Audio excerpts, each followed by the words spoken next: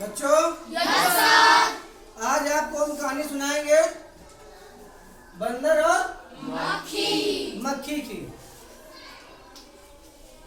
बहुत अच्छी कहानी है, इससे वो ज्ञान भी मिलेगा और मजा भी आएगा। ठीक है ना? Yes sir. जंगल में एक पेड़ था, उस पर बहुत सी चिड़िया घोंसला बनाकर रहती थी। उस पेड़ पर एक बंदर भी रहता था। वह बहुत शरारती था। वह चिड़ियों को बहुत तंग करता था। कई बार वह पेड़ की डाली पकड़कर झूलने लगता था। इससे चिड़िया के अंडे और जमीन पर गिरकर टूट जाते थे। एक जंगल था, जंगल में बहुत सारे पेड़ थे। उसी पेड़ पर बहुत सारी चिड़िया घोंसला बनाकर अपने अंडे और बच्चों के साथ में रहती थी। वहीं पर एक क्या था? शरारती बंदर।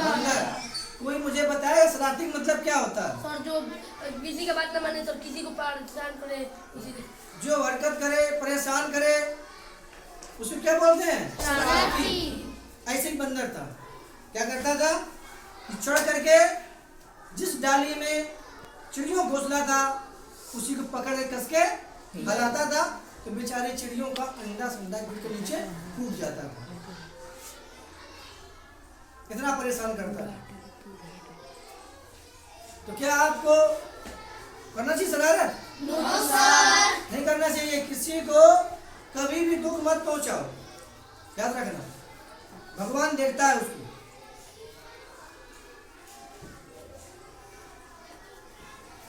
उसकी शरारतों से चिड़िया तंग आ गई थी, लेकिन वे क्या करती, उस पेड़ पर एक मक्खी भी रहती थी। उससे चिड़ियों की परेशानी नहीं देखी गई। उसने चिड़ियों से कहा, तुम चिंता मत करो, मैं इस बंदर को सबक सिखाऊंगी। वहीं पर क्या रहती थी? मधुमक्खी। मधुमक्खी कहिए या मक्खी कहिए, वहीं पर वो भी रहती थी। जब रोज रोज ये हादसा वो देखती थी तो वो भी बंदर से जलती थी और गुस्सा करती थी कि बिना अपराध किए हुए बंदर चिड़ियों के घोंसलों को, जाल को हिला करके अंडे तोड़ देता है। तो वो कह रही थी कि आप लोग बिल्कुल परेशान ना होइए, इसका बदला हम बंदर से जरूर लेंगे। ये बात कौन कह रहा था? किससे कह रही थी? चिड़िया से। हाँ, चिड़ियों से कह रही थी। क्योंकि चिड़िया सोच रही थी कि हम ये जंगल छोड़ देंगे और अलग हम कहीं जाकर रहेंगे। ठीक है ना? जब बंदर सो रहा था तो मक्खी पास जाकर उसके कान में भिन्न भिन्न करने लगी। बंदर की नींद टूटी तो उसे बड़ा गुस्सा आया। वह चिल्लाकर बोला, ओ मक्खी, दूर हो जा वरना मसल कर रख दूंगा। बंदर ने क्या कहा? ओ मक्खी दूर हो जा, नहीं तो मसल के रख दूंगा। हाँ, क्योंकि कान में उसके भन भन कर रही थी, तो उसकी जो सो रहा था चैन नींद, वो सही से सो नहीं पा रहा था, इसलिए गुस्से में उससे बोला। किससे? मक्खी से। और मक्खी चिड़ियों का बदला लेने के लिए उससे ये हरकत कर रही थी, जानबूझ करके। जैसे बंदर परेशान कर रहा था चिड़ियों को, ऐसे मक्खी बदला लेने के लिए परेशान कर रही थी बंदर को। ठीक है ना? मक्खी बोली, तू मुझे मसल कर क्या रख देगा? मुझे चिड़िया मत समझना, ले तेरे नाक पर बैठती हूँ, कर जो करना है। देखा?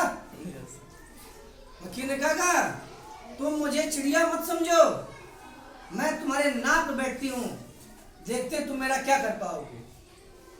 ये बात कौन कहा? मक्खी। किससे कहा? बंदर से। देखिए क्या करता है बंदर आगे।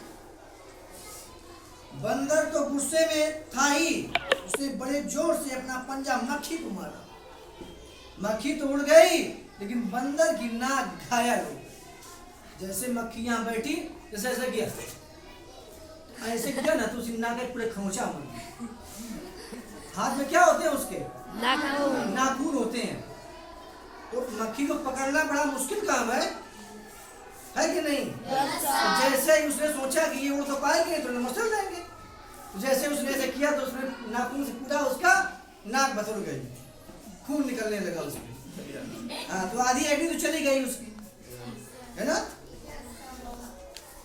अब मक्खी उड़कर कभी उसकी आंख पर बैठती तो कभी कान पर। बंदर उसे उड़ाने के लिए जोर से अपना पंजा मारता, मक्खी उड़ जाती और बंदर अपने आप को घायल कर लेता।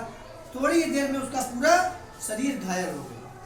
कभी वो नाक में बैठती, कभी आंख में बैठती, कभी माथे में बैठती, कभी मुंह में बैठती, कभी हर जगह उसकी बैठती। और जान बैठती तब बंदर तो गुस्से में था, वो मुंह उसके बड़े बड़े होते हैं ना बंदर के, कस के भोका जहाँ मारे तभी उसके खून से पूरा लथपथ हो जाए, आँख नाक कान मुंह सब, यानी घायल होगा कुल मिला पूरा। कौन? बंदर। तब बंदर ने मक्खी के सामने हाथ जोड़े और कहा, मुझे माफ कर दो मक्खी रानी। कहते हैं कि शेर का स्वभाव से जब मिलता है ना, तब शेर की अकल ठिकाने आती है।